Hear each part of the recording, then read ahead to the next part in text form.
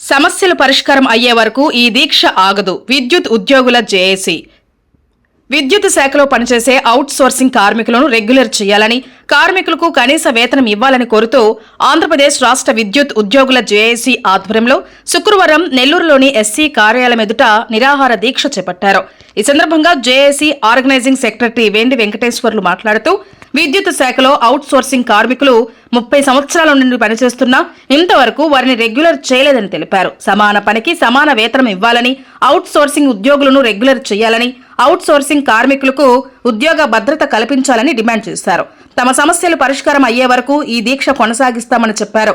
ఈ కార్యక్రమంలో ఆంధ్రప్రదేశ్ విద్యుత్ employees JAC chairman Kondapalli Srinivasulu, convener Talamanchi Srinivasulu, రాష్ట్ర జేఏసీ నాయకులు అల్తాఫ్, కార్మికులు పాల్గొన్నారు.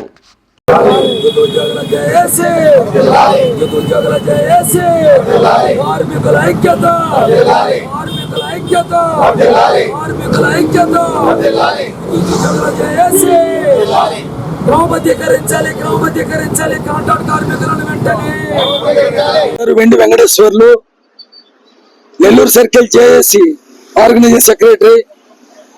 ఈరోజు రాష్ట్ర జేఏసీ వారు ఇచ్చినటువంటి పిలుపు మేరకు 5వ రోజు ప్రోగ్రాం కింద ఈరోజు మా యొక్క సర్కిల్ ఆఫీస్ ముందు బైఠాయించడం జరిగింది.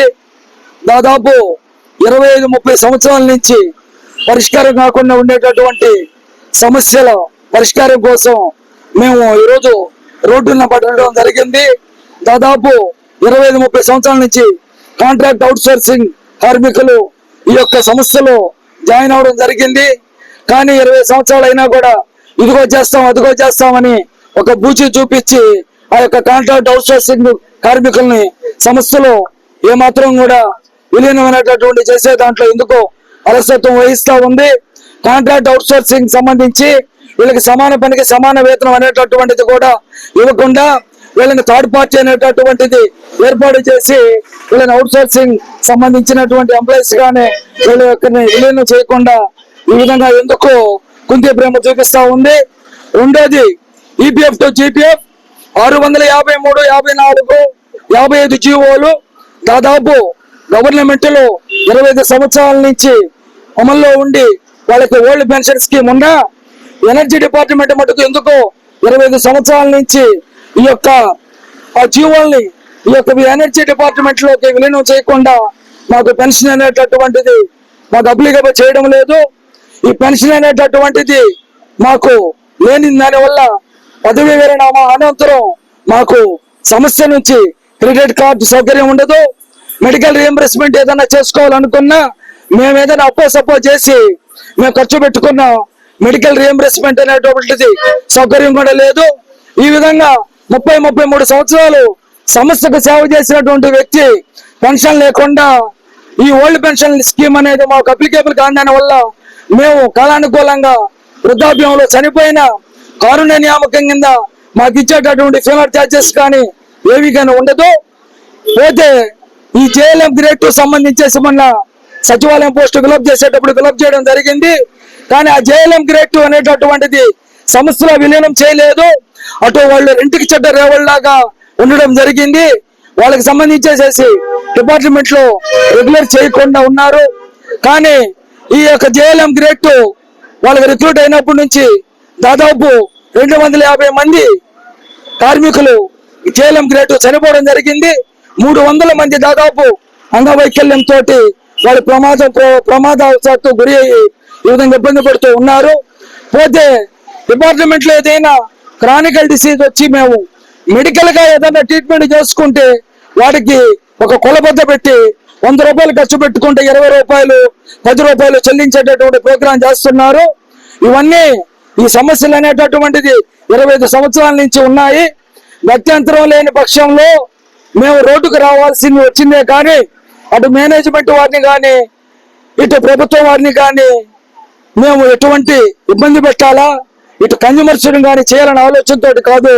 మా సమస్యలు న్యాయమైన సమస్యలు.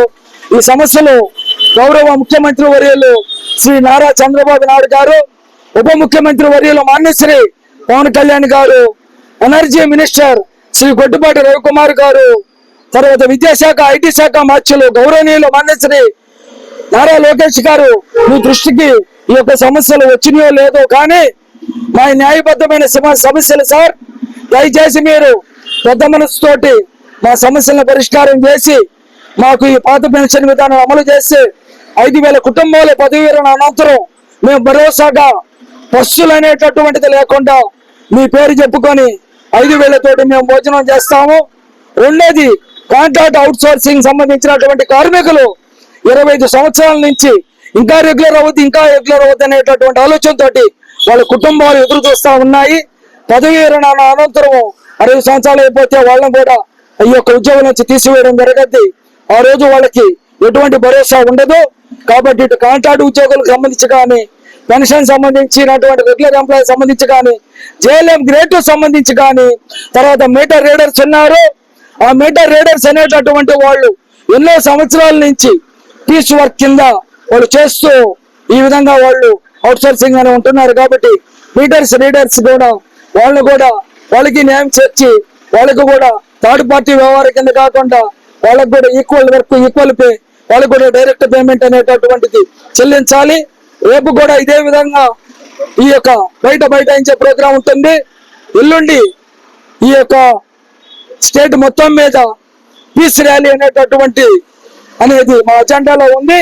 తదుపరి మేనేజ్మెంట్ వారు ఇంతవరకు కూడా ఏమి స్పందించలేదు.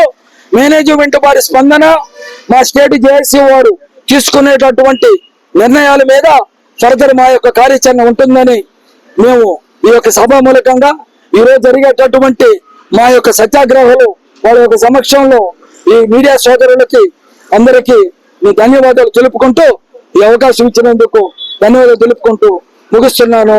Thank you very much.